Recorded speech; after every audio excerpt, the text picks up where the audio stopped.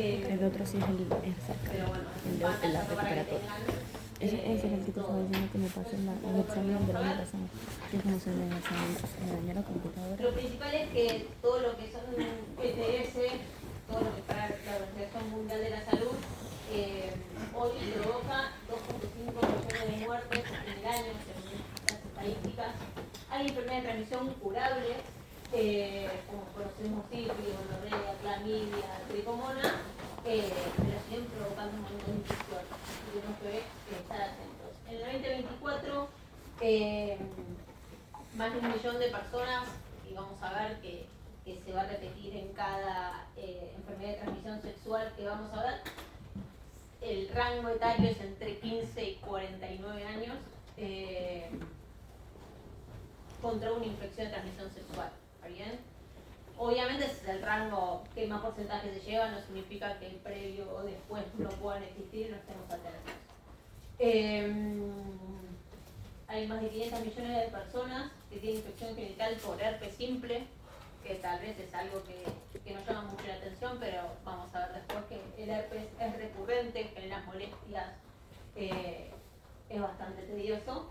Y obviamente también pueden afectar todo lo que es la salud sexual y reproductiva. Puede haber estigmatización, esterilidad, cáncer en algunas oportunidades, puede haber complicaciones del embarazo, etc. Vamos a ir viendo en cada uno.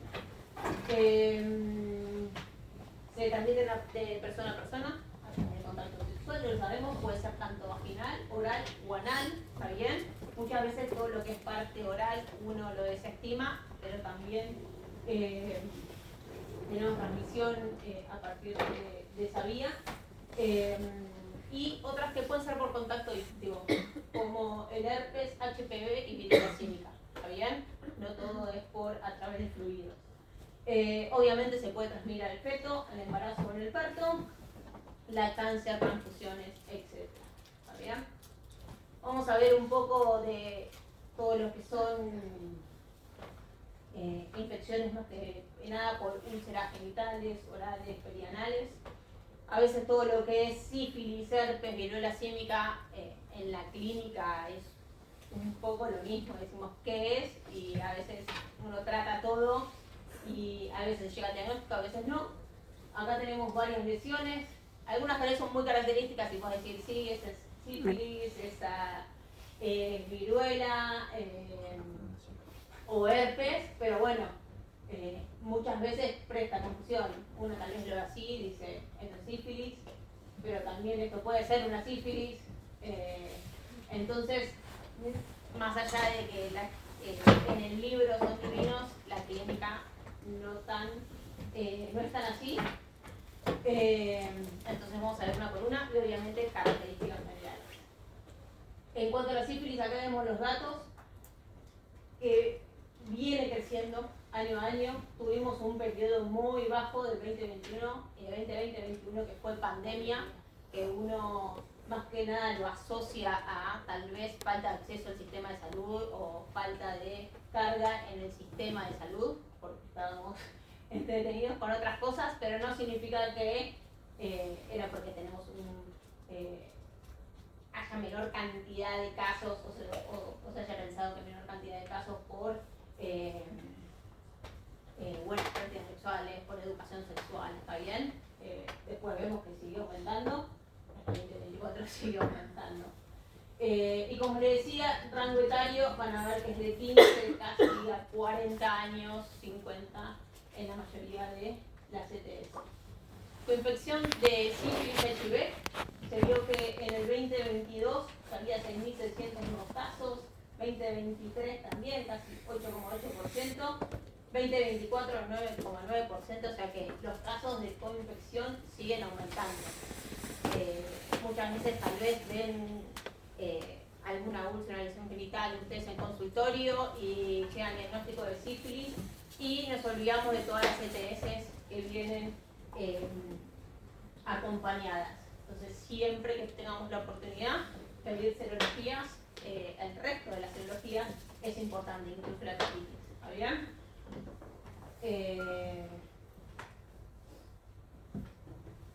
Y porcentaje de embarazo no se ve muy bien.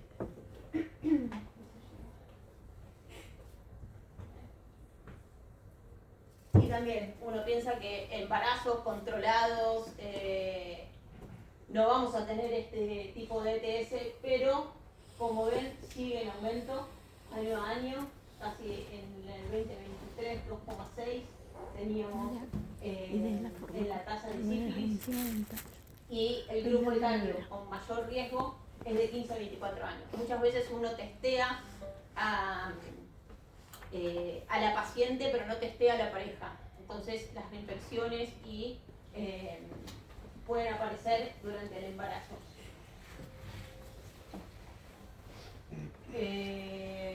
Y viruela símica también, si bien tuvimos un momento del 2022 que fue el año epidémico que uno estaba mucho más atento y tal vez toda lesión que venía la pensaba después, medio que desapareció y ya tal vez nadie pide un hisopado o muestra de las lesiones, pero como vemos en el 2025 tuvimos 157 casos, no es mucho, pero sigue habiendo, y ya en la semana del 1 al 15, el 20 y el 26 se confirmaron 8 casos, ¿está bien? Muchos pueden estar relacionados, ahora que vemos, en Cava hay 7 casos, en Río Negro hubo un caso con antecedentes de viajes, generalmente, y lo que se vio acá fue sexo masculino, entre 29 y 43 años, y la mayoría están relacionados a relaciones sexuales con hombres, ¿está bien?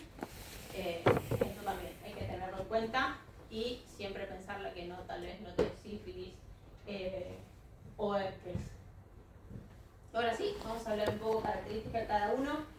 En cuanto a la sífilis, sabemos que es una enfermedad que es sistémica, que es causada por el treponema, afecta solo a seres humanos y las vías sexuales son todas las que estuvimos hablando, incluso la perinatal, ¿está bien? Del herpes vamos a tener distintos tipos, tipo 1 y tipo 2. Generalmente el tipo 1 está más asociado a infecciones orales y el tipo 2 a infecciones genitales. Y de la viruela símica es una zoonosis viral, es un virus que es ADN doble cadena, que no cambia mucho, pero el contagio es desde el inicio de síntomas hasta que la lesión está totalmente curada, ¿está bien? Cuando tenemos totalmente piel sana. Cuando es muy parecido, no sé si llegaron a ver en su práctica diaria, pero es como las lesiones de varicela, que primero se hacen ampollita, después costra y después mejora la piel. Incluso la costra que uno en varicela diría ya está curado, acá no, hasta que no está la piel totalmente sana el paciente contagia. Después vamos a ver los periodos de incubación y todo, pero bueno, eso es a tener en cuenta. En sífilis tenemos un periodo de incubación de 2 a 3 semanas y vamos a tener distintos estadios: temprana, que ahora lo vamos a ver, primaria, secundaria o latente temprana, y después tardía, que se divide en latente tardía o terciaria. ¿Está bien? El herpes, como sabemos, tiene alto tropismo por todo lo que es la mucosa, y ahí migran desde el tejido nervioso y por eso persisten en latencia. Entonces vamos a tener muchas reactivaciones y recurrencias a partir de esto, que como ves, si bien uno en la práctica clínica decir, bueno, tiene un herpes, no es que es algo grave ni mucho menos, pero puede tener complicaciones en el herpes neonatal y generalmente genera una preocupación en salud pública. Y la realidad es que en el día a día un paciente que tiene herpes recurrente, sobre todo genital, es un problema en la diaria y lo plantean así aunque no parezca. Y la viruela símica,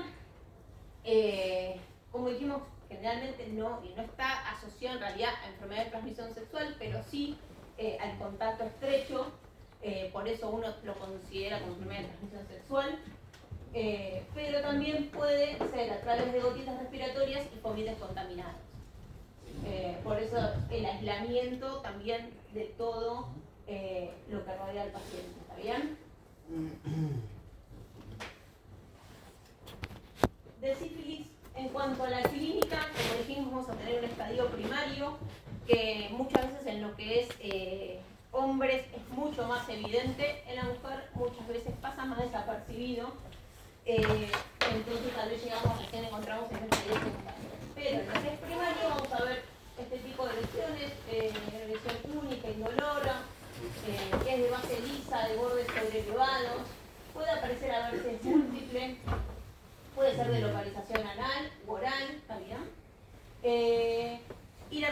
si uno no lo trata o no lo ve, se autolimita entre 3 y 6 semanas. ¿Está bien? Y pasamos a un estadio que es secundario o latente, que en el secundario recién aparece entre las 2 o 4 semanas de haber aparecido el chancro, y vamos a tener manifestaciones cutáneas, que lo más frecuente, si llega a aparecer, es lesiones en plantas de los pies y palmas de las manos.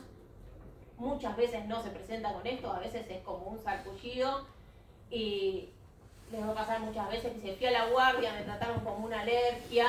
La realidad es que también muchas veces no implica nada, el paciente se brota y termina desapareciendo solo también, no es que va a estar brotado hasta que uno lo trate. Entonces, o consultan a dermatología, nos pasa mucho en dermatología que ven esto y terminan pidiendo tercerologías y terminan con nosotros, pero a estar atentos, no solo palmas y plantas de los pies, sino que puede ser generalizado. Latente es asintomática, o sea, solo por laboratorio lo vamos a llegar a ver. Y tardía, la verdad que es infrecuente en la actualidad, pero podemos encontrar lesiones como vasculitis, gomas sifilíticos en piel, mucosas, lesiones neurológicas como demencia, parálisis progresiva, ¿está bien? Acá algunos ejemplos también de sífilis secundaria, que no lo había nombrado, pero puede generar placas, condiloma, fiebre, malestar, faringitis, anorexia. La realidad es que no es frecuente, pueden venir con artralgias, que pase esto, pero existe. También a nivel renal puede dar glomerulonefritis, hepatitis virales, y después a nivel del sistema nervioso central, que ahora vamos a ver en qué momento nosotros pensamos que tenemos que hacer una punción lumbar para descartar esto. Herpes, bueno, esta es típica, uno medio que lo ve así y no se va a confundir, no siempre viene tan lindo, pero generalmente son vesículas, y a diferencia de sífilis, el herpes es doloroso, lo refieren como una lesión que duele. Muchas veces acá en región genital lo que dice tal vez es sífilis y también le duele porque justo está en una zona donde molesta, entonces eso también, si bien es característico de herpes, muchas veces el sífilis, depende de la sensibilidad de la persona, te dice que le molesta y era sífilis, así que es medio relativo. Puede ser asintomática casi en el 50% de los casos y puede acompañarse de neuropatías regionales. Periodo de incubación de unos 5 días, y como sífilis, si no lo tratamos, en 3-5 semanas o mucho menos, termina resolviendo.